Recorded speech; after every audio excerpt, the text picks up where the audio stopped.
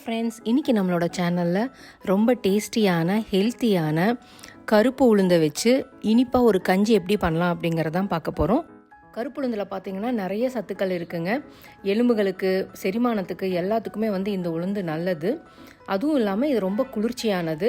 இப்போ அடிக்கிற வெயிலுக்கு இந்த உளுந்து கஞ்சி செஞ்சு சாப்பிட்டீங்க அப்படின்னா ரொம்பவே நல்லா இருக்குங்க. வாங்க நம்ம இந்த உளுந்து கஞ்சி எப்படி பண்ணலாம் அப்படிங்கிறத பார்த்துடலாம். அதுக்கு நான் இந்த டம்ளரில் 1 டம்ளர் கருப்பு உளுந்து எடுத்திருக்கேன். ஸோ இதை நல்லா கழுவி ஒரு 7-8 மணி நேரம் நல்லா ஊற வச்சுருக்கேன். இனி இதை நம்ம குக்கரில் வச்சிடலாம். இப்போ இதை நல்லா தண்ணியெல்லாம் வடிச்சாச்சு. இப்போ இதை நம்ம குக்கரில் சேர்த்தி 1 டம்ளர் போட்டோம் இல்லையா, அதுக்கு 5லிருந்து 6 டம்ளர் தண்ணி நம்ம சேர்த்துக்கலாம் வேக வைக்கும்போது. ஸோ இதில் நம்ம தண்ணி சேர்த்திக்கலாம். எந்த டம்ளரில் நம்ம உளுந்து அளந்தோமோ அதே சைஸில் உள்ள அதே டம்ளரில் 5 டம்ளர் அளவு நீங்கள் தண்ணி ஊற்றிக்கலாம்.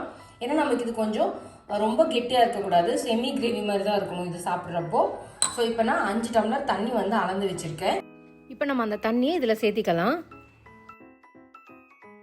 குக்கரை மூடி 7-8 விசில் விட்டுருங்க. அப்போ தான் பார்த்தீங்கன்னா உளுந்து நல்லா வெந்திருக்கும்.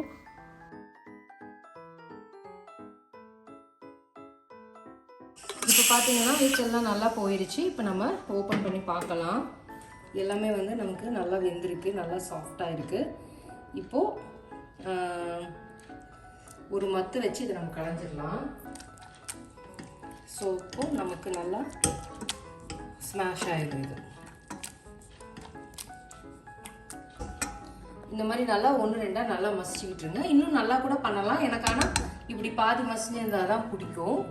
இப்போ ஸ்டவ்வை நல்லா மீடியம் ஃப்ளேமில் வச்சுக்கோங்க, ஹை ஃப்ளேமில் வேண்டாம். இப்போ இதுக்கு தேவையான அளவு இனிப்பை நம்ம சேர்த்திடலாம்.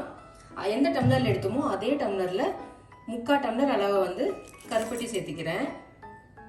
அது கூடவே ஒரு 1/2 டம்ளர் வெல்லமும் சேர்த்திக்கிறேன்.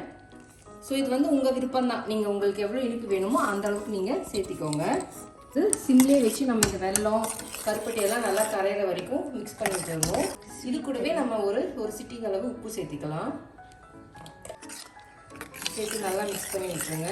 நீங்கள் கருப்பட்டியே கூட ஃபுட்டு போட்டுக்கலாம், இல்லை வெல்லமே கூட நீங்கள் ஃபுட்டு போட்டுக்கலாம். அதெல்லாம் உங்களோட விருப்பம் தான். இந்த சமயத்தில் வெல்லம் கருப்பட்டி எல்லாமே நல்லா கரைஞ்சிட்ருக்கு.